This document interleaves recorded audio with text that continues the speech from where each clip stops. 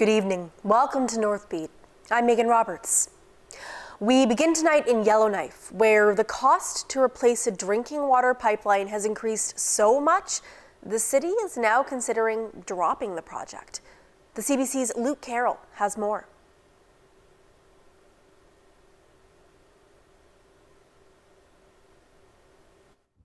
The pipeline has been pumping water from the Yellowknife River, which is just behind me, since 1969. It's 8 kilometers long, and it's nearing the end of its life. In 2017, the city looked into replacing it. The cost was earmarked at $34 million. Now, $62 million. Right now we are doing the risk analysis and the decision-making matrix on whether we draw from the bay or from the water submarine line, now with the cost substantially increasing, as well as Giant Mine has finished their risk assessment on the tailings. Back in 2017, the city also considered changing things up and pumping water directly from Yellowknife Bay. It was significantly cheaper, almost half the price of replacing the pipeline. But a study back then also found a plausible risk of arsenic contamination in the bay, although it was low. The city already uses water from the bay to compensate when water is low. For example, when there are leaks in pipes. That has been an ongoing issue. They're pretty staggering numbers of the pipes that need to be replaced, because when you take a look around Yellowknife, there's so many houses and areas that got built at the same time, so all those assets are due at the same time. Alti says the water from the bay meets the rigorous standards and is completely safe to drink.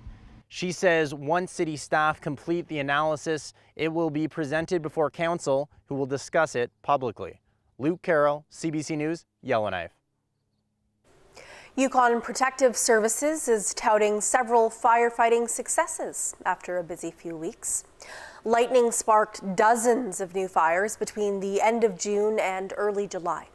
Mike Fancy is with Yukon's Wildland Fire Management. He says since June 18th, crews responded to 34 full response fires. Those are fires they want to put out as quickly as possible. Fancy says 29 of those fires are now out, and the remainder are either under control or being held. It's good news. We go through a period of elevated wildfire activity, and then it drops. And it's easy for us to, especially here in Whitehorse, see the rain that's happening today, the cooler temperatures that we've experienced recently here, and say, well, that's kind of it for now.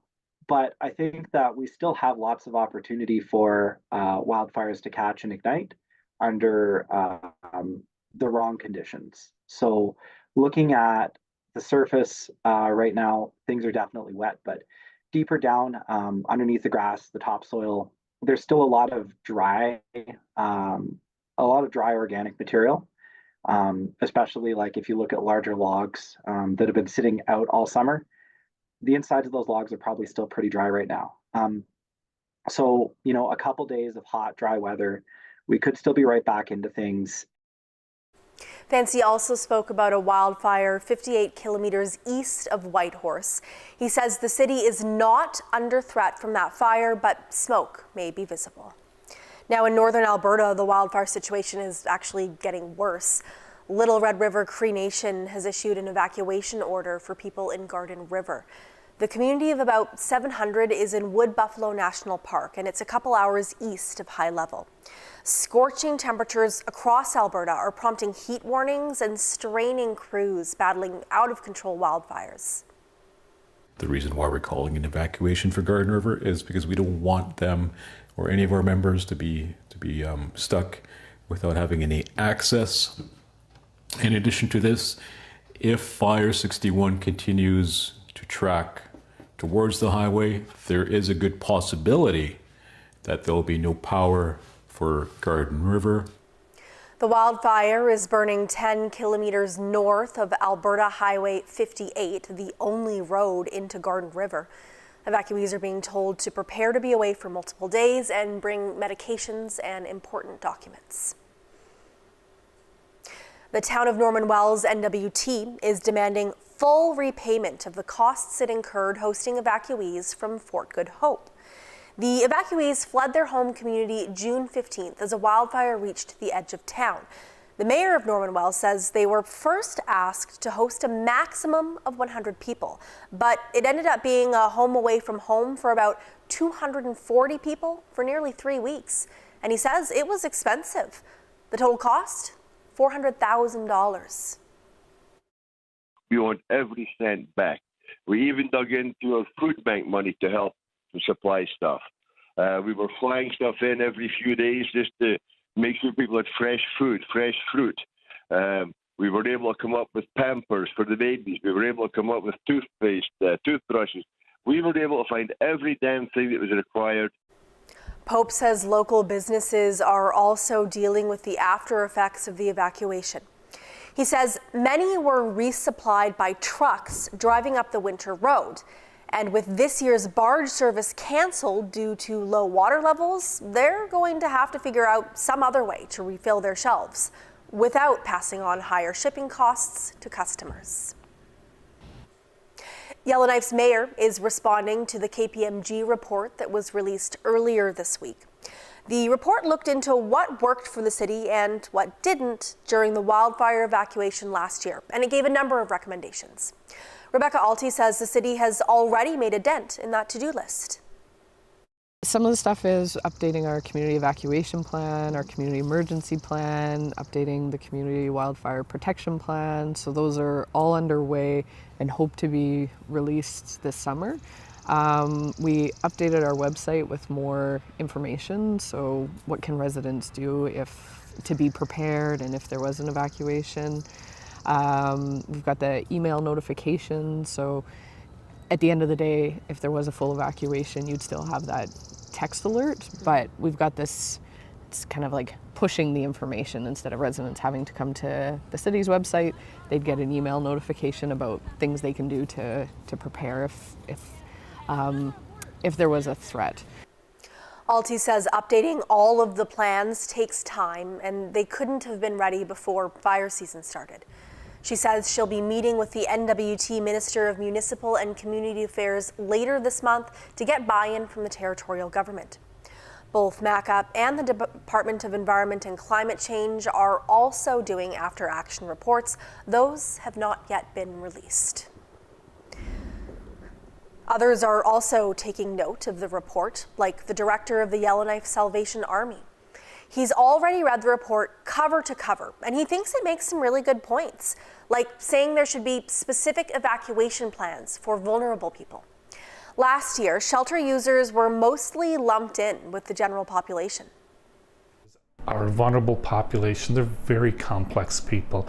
Between mental health addictions, and childhood abuse, everything plays into it. To just truck us all out or send them on planes and get them down south, we got there and we were kind of stuck on how do we even look after these individuals? How do we even find some of them? He says he's seeing some improvements in this area. The city and territory have already reached out to him this year about evacuation planning, but he wants to see both levels of government commit to fully implementing the report. He says the city can't afford another evacuation like last year. The NWT's Nahanni region is expecting a lot of rain over the next 36 hours, enough that Environment and Climate Change Canada has issued a warning about it. It says there's risk of flash floods and washouts in Fort Liard and Samba Cay, but the concern is greatest in Nahanni Butte. The CBC's Leanie Lambrink has more. Nahanni Butte could get up to 80 millimeters of rain by Friday morning. Environment and Climate Change Canada calls it a significant and unusual event, more than a month's worth of rain in a short amount of time. It is expected to be about a 36-hour event, but if that amount of rain happens to fall over 24 hours, that would correlate to about a 1 in 50-year rainfall event for that area, so it is significant. Nahanni Butte was on the verge of flooding back in 2022. The NWT government says depending on where the rain falls, rivers could swell by 1 meter. A concern in a community like Nahanni Butte, which is flanked by the South Nahanni and Liard rivers. But at least one community member isn't worried at this point. He says the rivers are both low right now. If it rains more than 4 days, yeah, you got to start worrying about that. If it's 4 or 5 days rain, that's gonna flood. So, well, we've been through that before, but you just gotta look at the river, how much it goes up at night, so then you'll know. Conditions in much of the NWT are extremely dry. The territory has been in a drought for 2 years now. Even though many NWTers may welcome rain, there is a concern for Nahanni Butte. The pre-existing ground conditions are quite dry in that area, and then that leads to rainfall being, or the ground being unable to be absorbed efficiently. So, that'll likely lead to significant runoff, rapid rises in water levels. The NWT government says water levels could rise rapidly on the South Nahanni, North Nahanni, Root and Redstone rivers.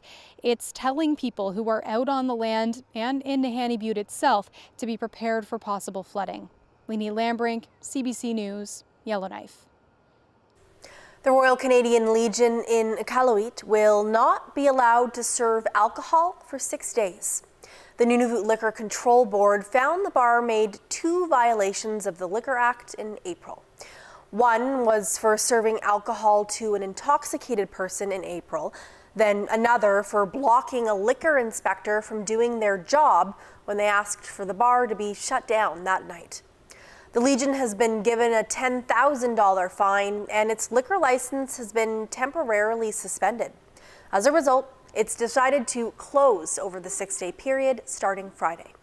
This is the second time this year the bar has been found guilty of serving intoxicated guests. The Canadian government has bought an airplane hangar in Inuvik, one that garnered a lot of interest from buyers in Russia and China. The hangar sits next to a NORAD base. It had long been leased by the Department of National Defense, but the department canceled the lease in 2021 and the hangar went up for sale in 2022. The hangar's owner says buyers in Russia and China showed the most interest. Then this January, a new buyer emerged. Public Services and Procurement Canada bought the structure for $8.6 million. A win, says former Nunavut Senator Dennis Patterson, and one he characterizes as long overdue. Patterson says he's been advocating for Arctic defense infrastructure for decades. The bottom line is we need to have airfields in the Arctic that can service the F-35s, the modern stealth fighters that Canada is being committed to buying. That requires starting immediately on refurbishing the existing forward operating locations and getting more details on what these northern operational hubs are that have been promised in the latest Arctic defense policy. And we need seaports to be able to secure the Arctic against threats from international shipping. We have none right now. So there's an urgency to look at the gaps in infrastructure, and the Inuvik hangar is only one small part of a much larger vulnerability. I'm glad it's being finally addressed, but it took a long time and a lot of work to draw that issue to Canada's attention. The Department of National Defense says this is just one way the federal government is investing in Inuvik. It's also currently in the process of extending the town's runway. Once complete, it'll be about 2,700 meters in length, making it the longest paved runway in northern Canada. Does public transit really need more police officers? And so this is it. Welcome to the Greenbelt. It is now believed that Titan was destroyed. It makes sense that they get a larger share, or does it? All of this, just single detached homes. Yes. What do we know? How is that even possible? Well, with a little bit of help, I think we can explain. About that with Andrew Chang. Watch free on CBC Gem. When we see Team Canada on the world stage, we're witnessing pure greatness. What we don't see is their struggle. We don't see Maggie McNeil navigating her anxiety, Shea Gilgeous-Alexander getting cut from his high school team, or Ellie Black hearing she's just too old to compete. What we don't see makes us who we are. We're all bravely facing the odds in our lives, and our bravery is our victory.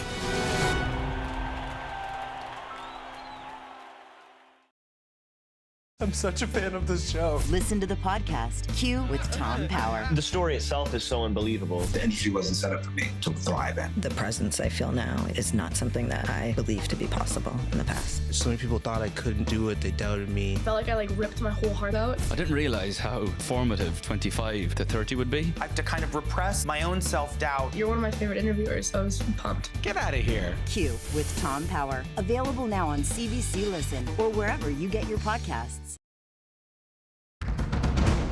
This is unbelievable. The heart and soul of any city is best served on a plate. Très bon, merci. I have some women to tell you about. You don't know them, but you will. Thank you for choosing Plan B. Tell me what I need to do to save my family. Please enter your date of travel. I can't do this anymore. If you could go back, change things, would you do it?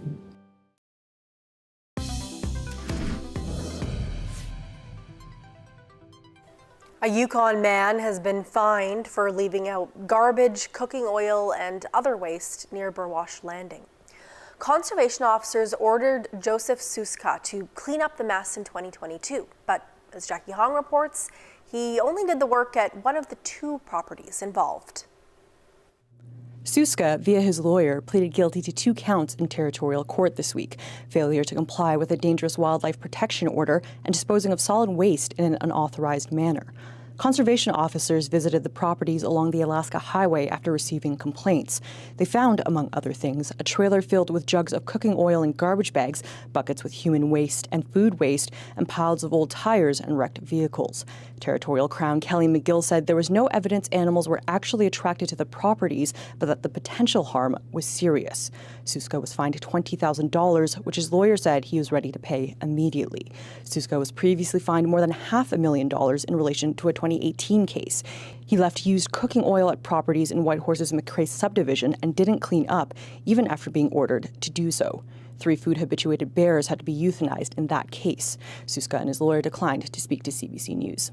Jackie Hong, CBC News, Whitehorse. Tourists and residents in Tuktoyaktuk got a very close look at some polar bears last night when a mother and her 2 cubs were seen strolling along the shore. We're just having a picnic and polar bears right there. Marisa Thrasher captured this video. She says she saw something in the water, which turned out to be these bears.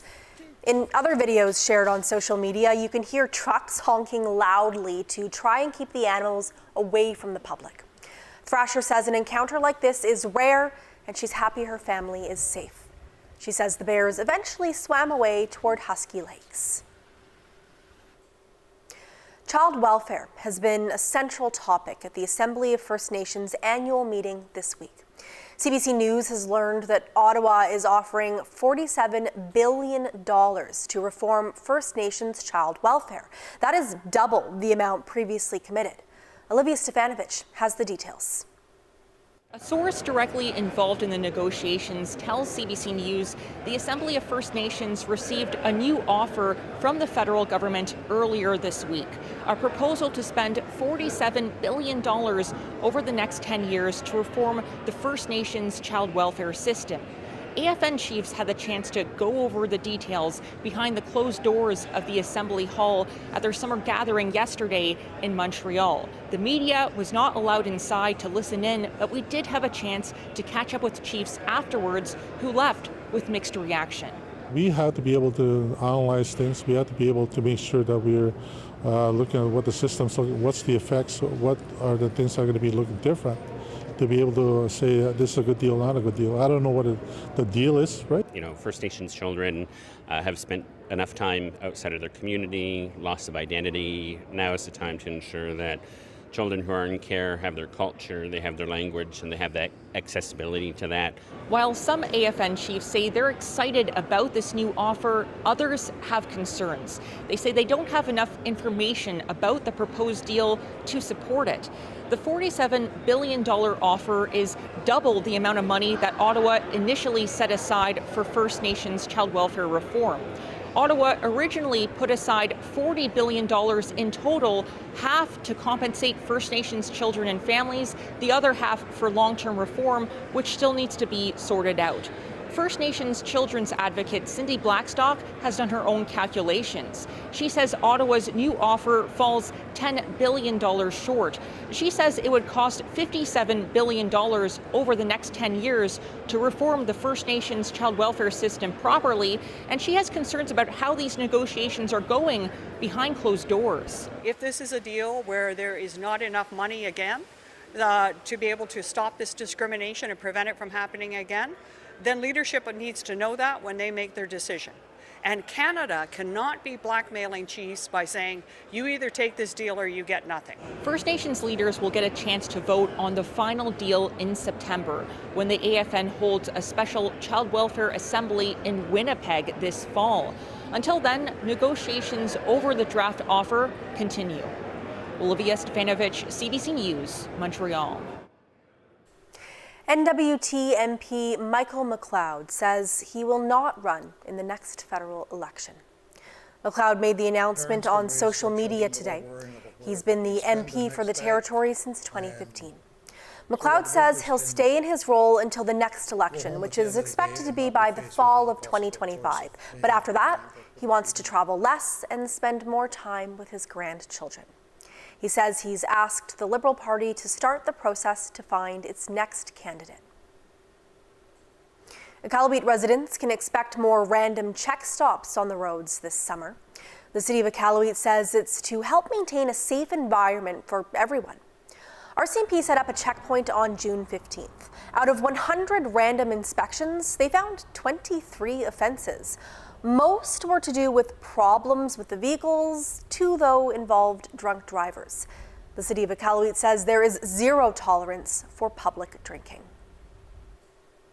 Space scientists are in the Yukon this week. They're attending a conference on Mars polar science. And as it turns out, Mars and the North have things in common. Gabrielle Plonka explains.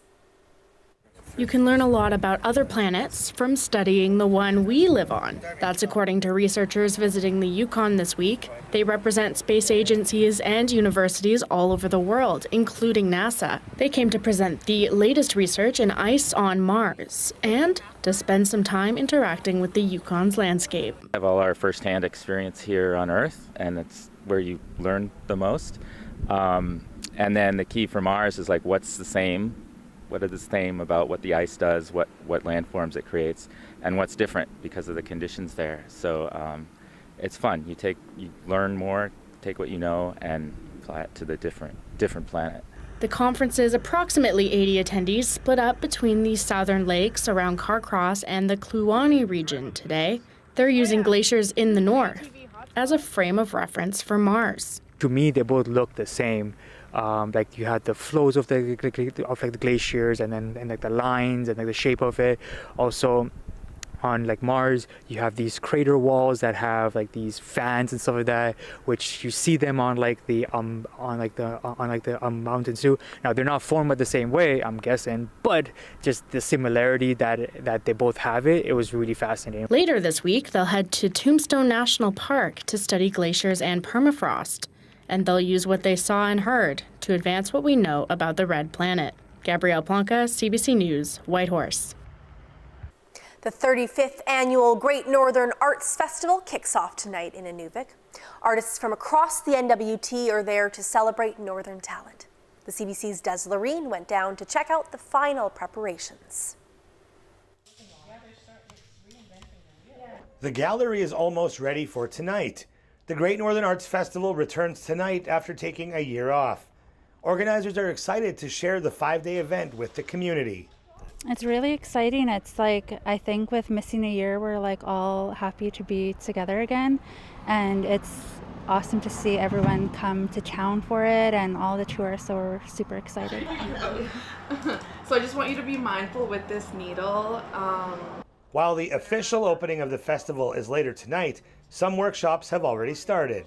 This is my first time in Inuvik and at the Great Northern Arts Festival. It has been just beautiful. The community, the hospitality from the community in general, everyone's so happy. It's very well organized, so I'm really looking forward to it. A full schedule can be found online. The festival runs until Monday afternoon. Des Loreen, CBC News, Inuvik. The 2023 recipients of the Order of the Northwest Territories were announced yesterday at the NWT Legislative Assembly. The order honors people who've made extraordinary contributions to the North, and the recipients are Mary Tea of Fort McPherson, Richard Hardy, formerly of Toledo, and Helen Balanoff, a former Yellowknife resident. All three will be inducted in a public ceremony at the legislature in October. Helen Balanoff is being recognized for her contributions in education. She's been advocating for educational rights of children and adults for over 40 years. Though she's retired, she still works at the NWT Literacy Council. Although I'm receiving this award, it hasn't been because of what that I've done on my own. It's because there has always been a team of people that I've worked with. Members of the order are entitled to wear its insignia and use the initials ONWT after their name.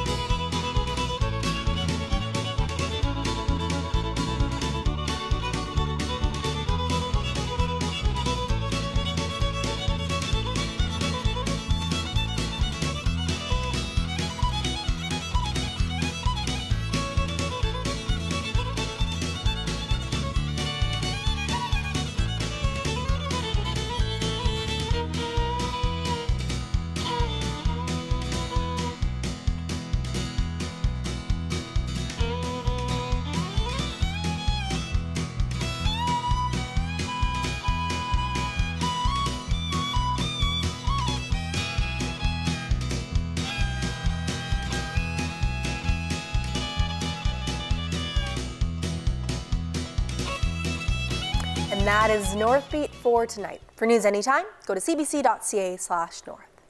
Thank you for watching. We leave you tonight with an up-close look at a northern pikefish. This footage was captured by Greg Cameron at Reed Lake NWT. I'm Megan Roberts. Have a good night.